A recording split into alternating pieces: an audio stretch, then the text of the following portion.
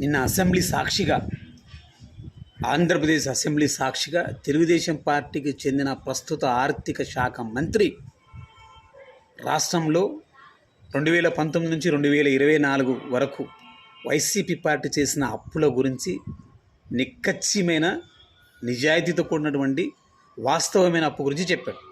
3,70,897 కోట్లంటూ ఆర్థిక శాఖ మంత్రి అసెంబ్లీలో ప్రజలను ఉద్దేశించి మాట్లాడుతూ చెప్పిన విషయం.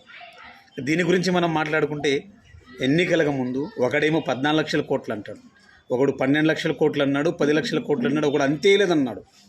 ముఖ్యమంత్రి చంద్రబాబు గారు ముఖ్యమంత్రి అయిన తర్వాత సీట్లో కూర్చున్న తర్వాత ప్రతి ప్రెస్ మీట్లో ఈవెన్ 15-20 రోజుల నుంచి ఇంతవరకు ఇన్ని కోట్లు తేలింది, 10 లక్షల కోట్లు, 12 లక్షల కోట్లు, తవ్వే కొద్ది అప్పులున్నాయి, ఎక్కడెక్కడ అప్పులున్నాయో, ఏ రంగంలో అప్పులున్నాయో, ఏవేవి తాకట్టు పెట్టాడు జగన్మోహన్ రెడ్డి, ఇంకా తేలియాల్సి ఉంది, అంతం లేదని చెప్పి చాలా నిస్సిగ్గుగా నిర్లజ్జగా,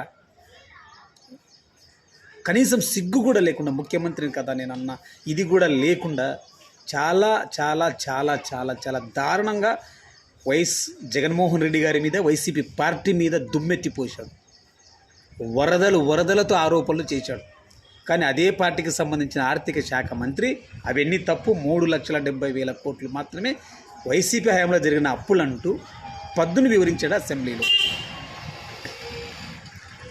దీనికి సంబంధించి 2019లో వైఎస్ఆర్సీపీ అధికారంలోకి రాకముందు టీడీపీ దిగిపోయే నాటికి రాష్ట్రం మొత్తం అప్పులు 3,06,952.26 కోట్లు.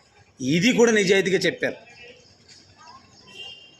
ఇప్పుడు 2019లో వైఎస్ఆర్సీ అంటే చంద్రబాబు నాయుడు గారు బైఫర్కేషన్ తర్వాత 2014 నుంచి 19 వరకు ఆయన చేసిన అప్పులు అది కూడా నిజాయితీగా చెప్పారు. ఈ లెక్క ప్రకారం 3,06,952 కోట్లు చంద్రబాబు నాయుడు అప్పు చేస్తే 2019 నుంచి 2024 వరకు జగన్మోహన్ రెడ్డి గారు చేసిన అప్పు 3,70,000 కోట్లు.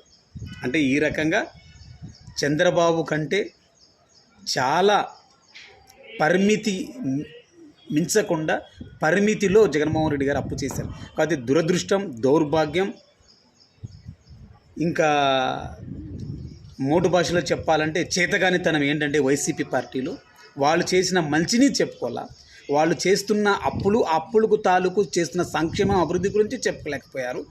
ఎంతసేపు టీడీపీ పార్టీకి సంబంధించిన కొంతమంది నేతలను తిట్టడం, పవన్ కళ్యాణ్ పెళ్ళిళ్ళు పిల్లల మీద చూపించిన ఇంట్రెస్ట్, వాళ్ళు చేసిన మంచి గురించి జగన్మోహన్ రెడ్డి గారు కానీ వైసీపీ పార్టీకి సంబంధించి ఉప్పు తిన్నలు ఎవరు చెప్పలేదు.